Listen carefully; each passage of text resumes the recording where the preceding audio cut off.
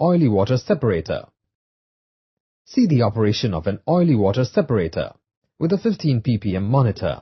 The separation of oil water in the separator takes place in two stages. In the first stage, the separation is by gravity, whereas in the second stage, the separation is by coalescing filters. Bilge pump delivers clean seawater to the first stage of the separator through the inlet valve. The vent is kept open till all the air is removed from the separator and water issues out. Oily water is delivered to the separator. As it enters through the inlet valve, oil separates by gravity and collects at the top of the separator. The remaining oil sticks to the baffle plates as the water passes to the second stage. Oil droplets from the plates tend to travel upwards to the oil collection space. Oil from the top of the chamber is automatically drained to the oil tank, where the level reaches the bottom of the sensor as shown. The oil drain valve from the top of the first stage separator is a diaphragm-controlled piston valve. Control air is supplied to the diaphragm through a solenoid-operated pilot valve. The capacitance probe senses oil quantity in the collection space and energizes the solenoid through the control switch.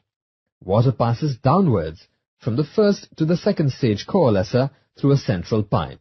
The filter in the right chamber removes solids and some oil. Coalescing filters in the left chamber take out the remainder of the oil in the form of small droplets, which coalesce to form larger drops. These rise to the oil collecting space.